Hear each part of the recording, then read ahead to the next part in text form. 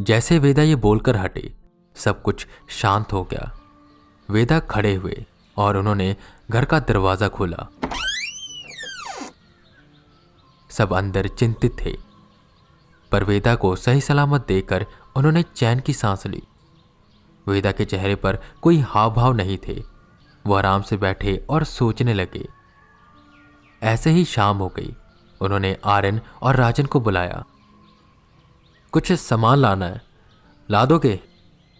उन दोनों ने हाँ कहा, जिस पर वेदा कहते हैं, एक हनुमान जी की बड़ी फोटो, तांबे का सिक्का, फूल और तांबे का कलश, और सुनो, फल वगैरह भी ले आना। वो दोनों हैरान हो गए। राम सहाय जी पीछे से आए। आप क्या करने जा रहे हो? मैं 11 दिन का संकल्प, क्योंकि ये हमारे बस का नहीं है। अब बस हनुमान जी हमारी मदद कर सकते हैं। और अब बारी आ गई थी वेदा की ब्रह्म राक्षस से सामना करने की। जैसे वेदा ने कहा था, आर्यन और राजन ये सब सामान लेकर आ गए और वेदा को उन्होंने ये सामान दे दिया। घर के एक शांत कोने में वो ये सब चीजें संभाल कर रखने लगे। अंकल, ये क्या संकल्प है और इसमें करना क्या होता है? आर्यन ने राम सहाय जी से पूछा। बेटा, ये हनुमान जी का संकल्प होता है।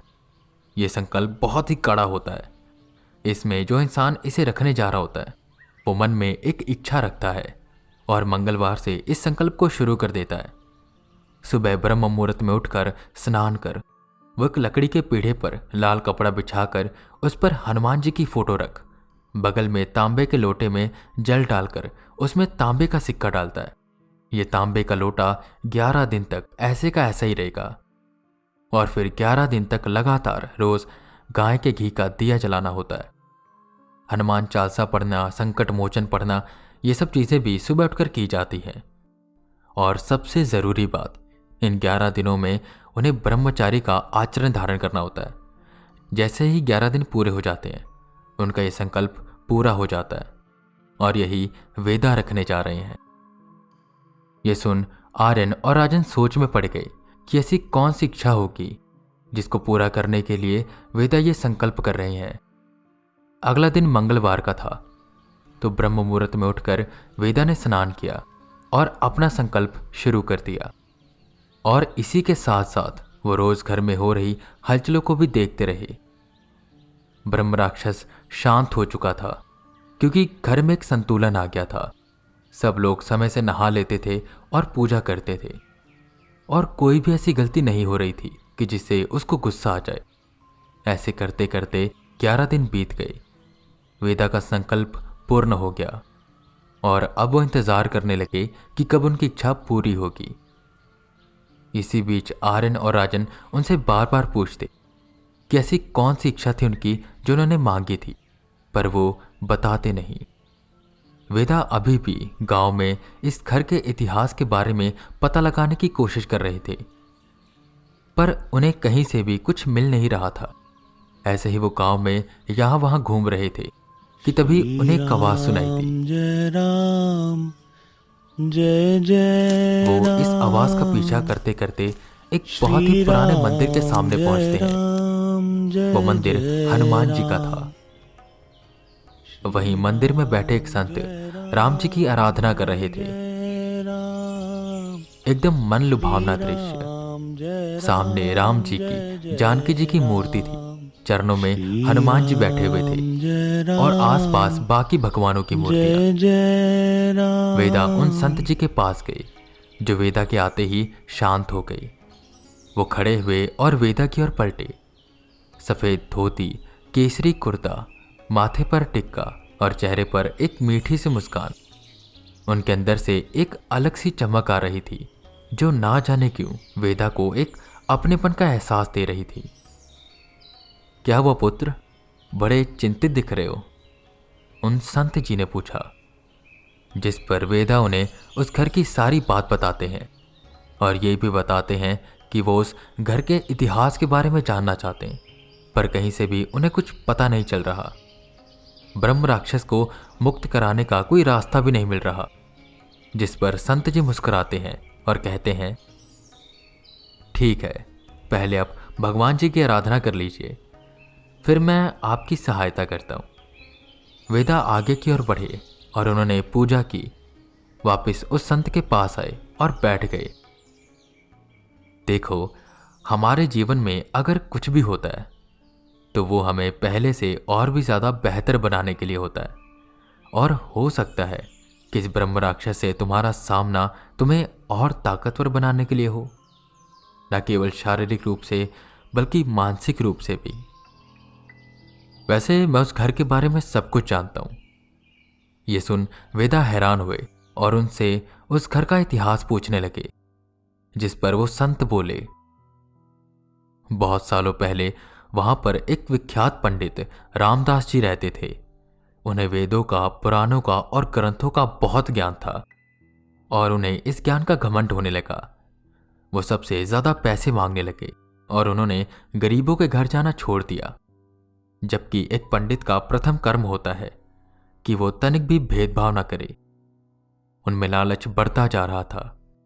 उन्होंने पैसे जोड़े, ये हवेली बनवाई, अपना सुख उन्होंने पूरा देखा, पर कोई भी दान धर्म नहीं किया।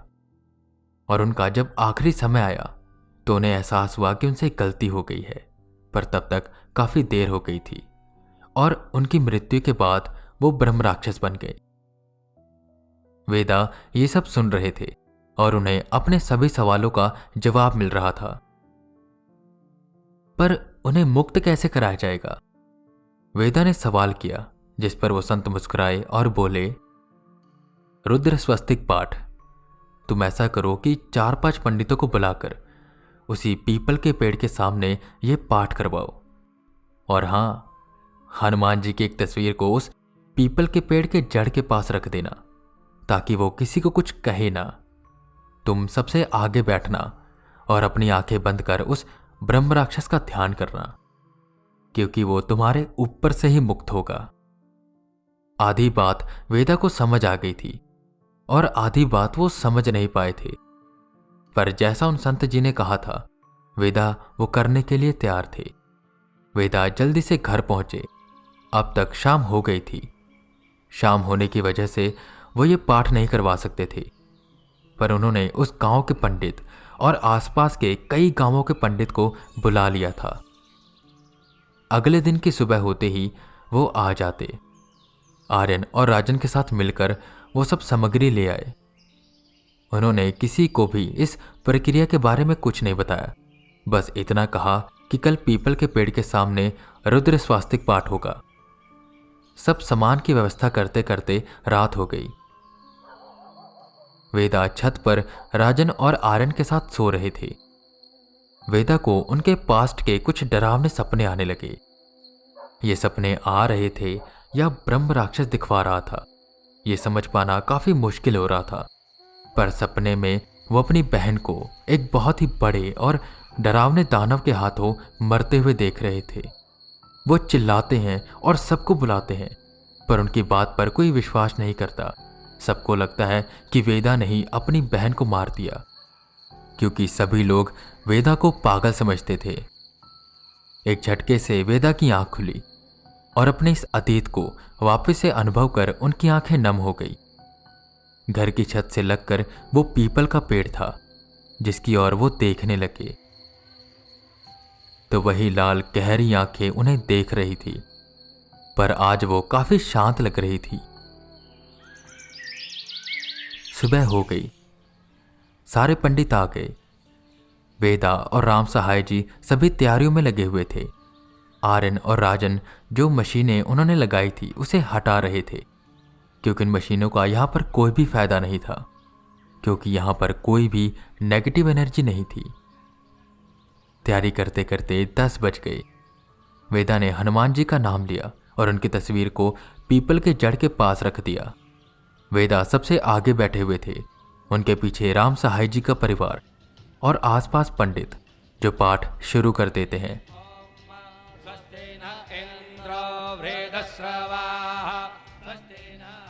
आर्यन और राजन भी इस पाठ में सम्मिलित थे, पर वो काफी दूर बैठे हुए थे।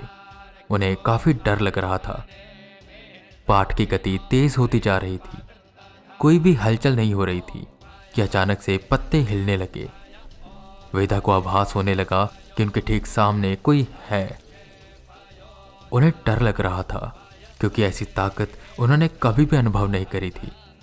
वेदा ने धीरे से अपनी आंखें खोली। उन्होंने देखा कि उनके ठीक सामने ब्रह्म राक्षस बैठा हुआ था। उसका पूरा बदन लाल था। उसने धोती पहनी हुई थी और जनेऊ धारण किया हुआ था।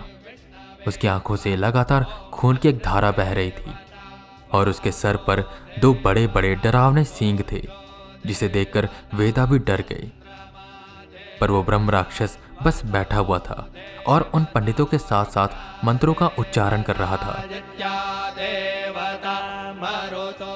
वेदा ने वापस से अपनी आंखें बंद कर ली। काफी देर तक ये पाठ चलता रहा कि तभी वेदा के ऊपर कुछ गिरा। उन्होंने देखा तो कहीं से एक खून की बूंद उनके ऊपर आकर गिरी थी। वेदा ऊपर की ओर देखते हैं तो पीपल की एक डाल पर वही ब्रह्म राक्षस बैठा हुआ था और वेदा को ही देख रहा था। उसकी आंखों से खून गिर रहा था, पर यह ऐसा लग रहा था कि यह खून नहीं, आंसू है। अभी वेदा कुछ समझ पाते कि वह ब्रह्म राक्षस एक सफेद रोशनी के गोले में बदल गया और सीधा वेदा की ओर बढ़ने लगा और वेदा के अंदर समा गया। वेदा को सब कुछ सुनना बंद हो गया और आसपास अंधेरा छाने लगा। तभी उन्हें एक आवाज सुनाई दी। वेदांत, मैं जानता था कि तुम ही मुझे मुक्त करवा सकते हो, इसलिए मैंने तुम्हें चुनौती दी थी। मैं तुम्हारी इस लगन से बहुत खुश हुआ और ये सब तुम्हारी शक्तियों को बढ़ाने के लिए किया गया था। जाते जाते मैं चाहता था कि मैं सारे राज तुम्हें बता दूं, पर अब मैं चाहता हूं कि ये राज तुम खुद पता करो और तुम कर लोगे, मुझे ये भरोसा है। जाते हुए बस मैं एक चीज तुम्हें बता सकता हूं कि तुम्हारे पास ये ताकतों का होना कोई संयोग नहीं है, बल्कि तुम्हें ये ताकतें किसी खास कार्य के लिए दी गई है। अपना ध्यान रखना। धन्यवाद मुझे मुक्त कराने के लिए। वेदा एकदम से बेहोश हो गए। सब उन्हें उठाकर अंदर लेकर आए, जहां उन्हें तख्त पर लेटाया गया। काफी देर बाद उन्हें होश आया और जैसे उन्हें होश आया सब लोगों ने चैन की सांस ली। वेदा ने उन्हें बताया कि ब्रह्म राक्षस को मुक्ति मिल चुकी है। शाम को उन्होंने निकलना था तो वेदा ने सोचा कि एक बार उन संत से मिलता चलूं और उनका धन्यवाद कर दूं। वो वहीं पर पहुंचे जहां पर वो मंदिर था, पर उन्हें वो मंदिर कहीं दिख नहीं रहा था। वो उस मंदिर को और उन संत को काफी ढूंढते हैं, पर वहां पर उन्हें कुछ नहीं मिलता। ये कैसे हो सकता है? वो मंदिर तो यहीं पर था, अचानक से गायब कहां हो गया? वो गांव के लोगों से उस मंदिर के बारे में पूछते हैं, पर गांव वाले कहते हैं कि वहां पर कभी कोई मंदिर था ही नहीं। तभी उन्हें एहसास होता है कि शायद वो जिनसे मिले वो कोई संत नहीं, बल्कि स्वयं हनुमान जी थे। और शायद जो उनकी इच्छा थी, जिसके लिए उन्होंने संकल्प रखा था, वो पूरा हो चुका था। उन्होंने उस मिट्टी को छुआ, प्रणाम किया और बनारस के लिए निकल गए।